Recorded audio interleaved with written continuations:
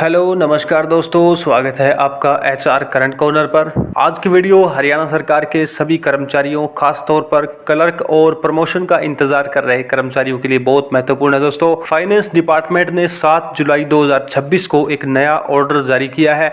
21 मई 2026 की पूरी क्लैरिफिकेशन को, स्पष्टीकरण को रेट्रोस्पेक्टिव इफेक्ट से विड्रॉ कर लिया है, यानी वापस ले लिया है। सवाल यह है कि आखिर 21 मई वाले लेटर में क्या लिखा हुआ था, सरकार ने उसको वापस क्यों लिया, पुराना पे स्ट्रक्चर क्या था, नया पे स्ट्रक्चर अब क्या है और कर्मचारियों पर इसका क्या असर पड़ेगा। आइए पूरा मामला बिल्कुल आसान भाषा में समझते हैं। वीडियो को पूरा देखिए। दोस्तों, सबसे पहले समझिए कि ये पूरा मामला शुरू कहां से हुआ।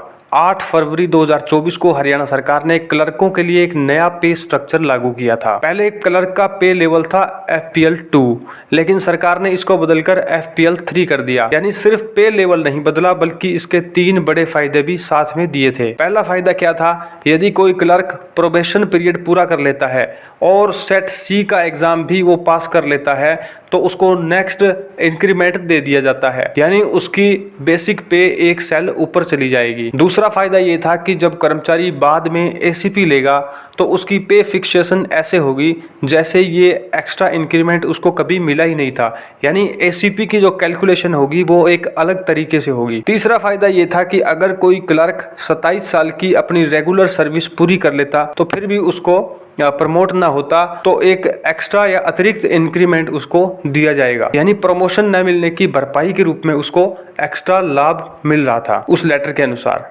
अब विवाद कहां से शुरू होता है, इसके बाद कई डिपार्टमेंट्स ने फाइनेंस डिपार्टमेंट से ये सवाल पूछा कि अगर किसी क्लर्क को सेट C वाला इंक्रीमेंट या 27 साल वाला इंक्रीमेंट पहले ही मिल चुका है और उसके बाद उसकी प्रमोशन हो जाती है तो क्या प्रमोशन पर भी एक अलग से इंक्रीमेंट उसको दिया जाएगा या सिर्फ प्रमोशन वाले पे लेवल में ही उसको रखा जाएगा।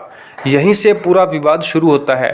इसी सवाल का जवाब देने के लिए 21 मई 2026 को एक स्पष्टीकरण जारी किया जाता है। अब इस लेटर के अंदर दोस्तों 2 उदाहरण आपको दिए गए हैं। उदाहरण नंबर 1 में क्या दिया गया है, मान लीजिए एक क्लर्क 17 जनवरी 1994 को भर्ती होता है। टाइम के साथ साथ उसको ACP रूल के अनुसार 3 ACP मिल चुके थे। फिर 8 फरवरी 2024 के ऑर्डर के तहत उसकी 27 साल की सेवा पूरी होने पर उसको एक अतिरिक्त इंक्रीमेंट मिलता है। इसके बाद 22 फरवरी 2024 को उसकी प्रमोशन असिस्टेंट के पद पर होती है।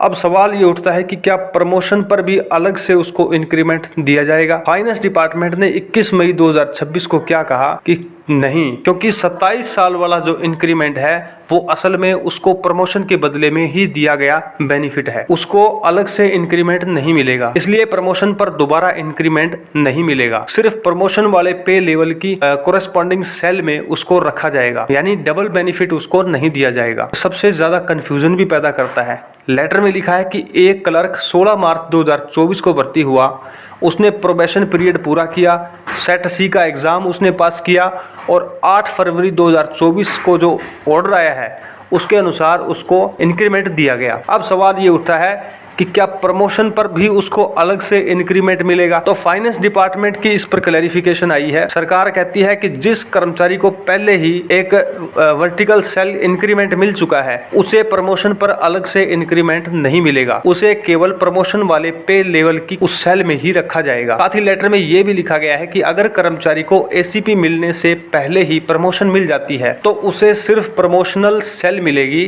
प्रमोशनल इंक्रीमेंट नहीं मिलेगा। अब सबसे बड़ा सवाल यह है कि जब क्लैरिफिकेशन स्पष्टीकरण जारी कर ही दिया गया था तो उसको वापस क्यों लिया गया। 7 जुलाई 2026 को फाइनेंस डिपार्टमेंट ने एक नया लेटर जारी किया।